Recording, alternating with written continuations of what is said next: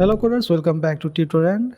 So guys, in this video I'm going to show you how you can create this beautiful to-do task application with the help of HTML, CSS and JavaScript. So you can see these are the features. You can add, delete. You can also check this as done. After that you can also store it permanently so that it does not disappear when you refresh the page. So here you can see I'm refreshing this page, but the task is not deleting, so that means it is stored in the local database. So as for that we have to create a project. So let's create a project and let's name it to-do list, and after that I'm going to open this in VS Code. You can use your own favorite editor. So in this folder I'm going to create three files, that is index.html, style.css. After that I'm going to create main.js for the JavaScript or functionalities. So inside this I'm going to create a boilerplate for HTML or the basic page, and let's link the style.css and main.js inside this. Make sure the names of the files are correct. So I'm going to write here main.js. And now I'm going to create the UI for our container, or the container that is going to hold our list, to-do list. And now I'm creating a div with entry class, and it is going to hold our input and buttons for adding the task. So make sure to give the proper IDs and class names so that we can access it with JavaScript. And now if we run our application with live server, then you can see this is how our application looks now. And now I'm going to create a div for the task list, which is going to show our task being added inside our application. And I'm going to create similar type of div for the completed task so that you can show the completed task in a separate container. And this is how our application looks now. So now I'm going to style it a little bit so that it looks how we wanted.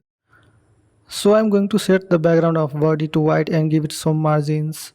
After that you can style the h1 tag to make it centered. After that we can style the h2 tag for completed task also and give it centered. After that we can style the container for our task list. So we're going to give the container a maximum width, which is going to set it in the constraint container. After that I'm going to give it some margins from top and bottom 0, and from left to right it is going to be auto so that it gets centered, and give it a background color also. After that we can give it border radius so that it gets rounded. After that we can style the entry or input for adding the task, and this is going to be display flex. And after that we can select the text input. Make sure to select the text input only, because we are going to have many type of input like checkboxes, which you can see in this application. And now let's style the input little bit more. So let's give it some margin paddings, and after that width is going to be 100% to make the button to the side. After that we can give it some border radius. After that we can set the font size to 16 pixels. After that we can style the button. So you can see here this is the button for adding the task.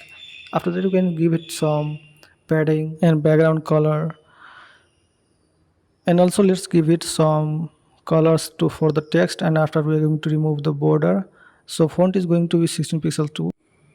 And guys, now let's add the functionality to our application with the help of JavaScript. So in the main.js I'm going to create a reference for the input and buttons so that you can access it with the JavaScript. You can select these with the help of IDs and classes. So I'm going to select it with the ID.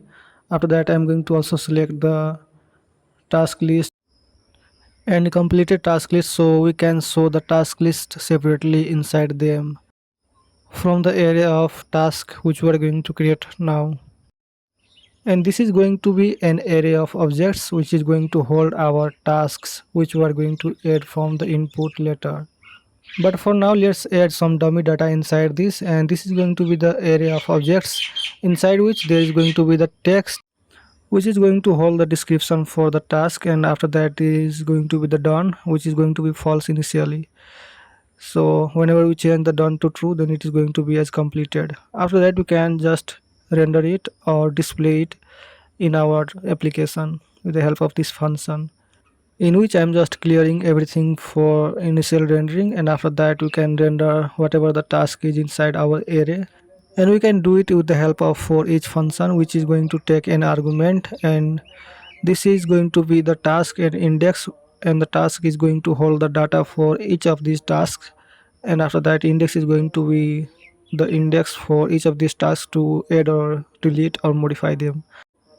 As we want to render the list inside the UL or another list, so we can create a list here and we can set the inner HTML to any type of elements. So let's just render the text here and we're going to append it to the list or the task list. So now you can see these are the tasks which we have in the array. But guys, we don't just want to render the text, we want to render the list like this, in which we want to have a checkbox and a delete button. So let's style it for that. So now we can add a input tag here which is going to be for the checkbox. We can give it a type of checkbox and after that we can make it checked or just pass the checked whenever the item is done or the task is done. So after that we can just append it to the list. So now you can see this is how it looks now. So now we're going to add the text for the task and for that I'm going to use the span. Now let's refresh and you can see this.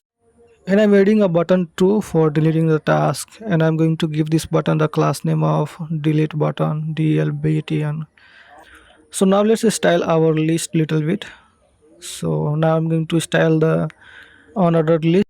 But as currently we don't have a reference to style the checkboxes, so we're going to add the class name to this list li with the help of class list dot add, and I'm going to give it a class name of to do item. And now we can style with the help of this class name. So now let's go to the CSS and style it. So here I'm going to give it the display flex and after that I'm going to align everything to centered. After that I'm going to give it some padding and border bottom. And now I'm going to select the checkbox to style it. So in the checkbox I'm going to give the type of checkbox to select it specifically and I'm going to give it the margin and some transformation to make it bigger. And now I'm going to select the span. I'm going to give it the width of 100% so the button is going to the right. Now let's style the button delete button with the help of background color to red and color to white for the text. After that give it some margin padding and so now you can see this is how our app looks now. But guys, currently these tasks are showing in only one section and now let's add a statement here to render the done task or completed task in a separate div. So if it is done it is going to render in the completed div and it is not done it is going to render in the task list. Let's change one of these to true and you can see this is now in completed task. So now let's add functionality to add task. So for now I'm going to create the event listener to the add button which is going to be get element by id and the button id, and after that we're going to get this button and add an event listener to it so that whenever you click this then it is going to add the task which is going to be entered inside the text box or input. So after that we can just run a function with the help of this event listener. And here I'm going to get the value of input we created earlier and now we are going to trim it to remove the spaces from the string. And now if it is empty then we are going to just return and not do anything, but if it is not empty then we are going to add this to our task list. And now we are going to create this function that is going to take the text for the task and now we're going to add the task with the help of this function. Inside this function we are going to take the text as the argument and later we are going to add this to our task list array. So now let's just add it to the task list by creating an object here which is going to be similar to our earlier tasks. And now let's just push it to our array. And now we have to call the display function again here, but it's incorrect, so let's correct the tasks. So now we can just call it and it is going to display whenever you add. So let's try to add more and you can see this is functioning. So guys, now let's add functionality to check this task. So whenever we are done with the task then we can just click on the check and it is going to be added in the completed task. So with the help of this function, you can see we can just toggle the state of done from false to true and true to false with the help of this negation operator. And now we are going to have to call the display function. And guys, to run this function, we have to add an event listener to the checkboxes with the help of on click. And in this on click, we are going to pass the name of the function with index number, which is going to be the index for modifying it later or deleting it. So now let's just pass the index number here, and now it is going to function as we expected. So now let's try to see the code here. Then you can see we are passing the index number in each of these checkboxes.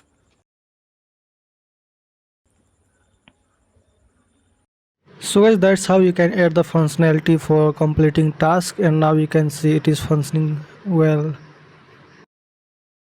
And now let's try to add functionality for deleting these tasks. So here I'm going to create a new function for deleting task, and inside this function I'm going to use the splice function, which is going to delete the item from array, and it takes two arguments, and the second argument specifies that how many items is going to be deleted. So after that we can call this function inside the button with the help of on click event. So here also we have to pass the index number of these items. So make sure the function name is correct, and after that we can pass the index here. Now it is going to delete the items, but it is not going to update in the screen because we haven't called the display function inside the delete function. So let's call it again. So now you can see our items are being deleted when you click on the button. But yes, currently if you refresh this page, then you can see everything is going to reset to this array, because currently we are rendering everything from this array in the starting, and we are not storing our input or new items inside this application. So for that we can use local storage in the browsers to store our data in the browser and access it later even if we refresh our page. So if you search on Google local storage, then you can see local storage accepts the data in key value pair, and you can store the string values inside these. Now let's try to add these values or data to the local storage also whenever you add items to our task list. So whenever you add or delete, then it is also going to be updated inside the local storage. And guys, in this function I'm going to convert our array to the string, so it can be stored in the local storage because local storage only accepts the string value. So with the help of json.stringify, you can convert the array to a string and store it in the local storage. And now we have to call this function everywhere we update our data or add or remove something from our list. So let's call it in the add task function, and now let's see in the browser if our data is being stored or not. So you can see when you store this data, then it is going to be stored. So let's see in the browser, in the application you can see there is a local storage. Inside this you can see our data being stored, and now we can access it inside our application wherever we need. So guys, now whenever I'm going to refresh this page or we are going to reload this page, then we are going to fetch the data from the local storage and set the value of this array, task array, to this local storage data by converting this to array again with the help of json.parse method. And inside this method we are going to pass the data from local storage by getting with the get item, and if the data is available in the local storage, then it is going to return the data, but if it is not, then it is going to return the empty array. Now let's try to add some data in this. So it is not showing because you haven't called the display function here, so we have to call it. Now you can see this is working fine, and whatever I save in this, then it is going to be persistent, and whenever I refresh this, then it is going to come back again. So let me try to close it and open again, then you can see it is still there. So that means it is working and our data is now saving in the local storage. So guys, now let's add the functionality to add items with the help of enter button instead of just adding with the add button. so that whenever I press the enter key while typing in the input, then it is going to be saved as the task instead of just pressing the add button.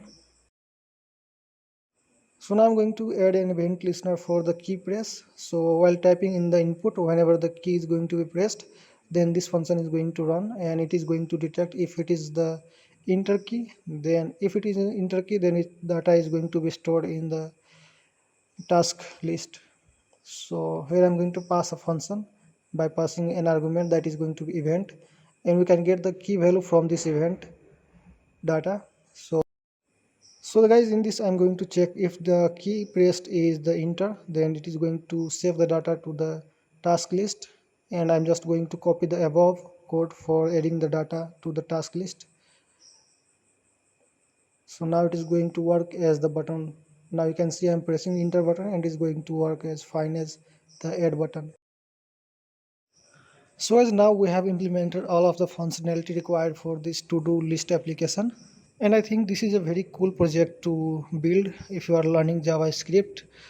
So guys, if you like this project, then you can just implement yourself, and if you want the code, then I'm going to provide the code in the description. And the most important task to add in this project is to subscribe tutorial, so don't forget to do that. Stay healthy, keep coding, and keep watching tutorial.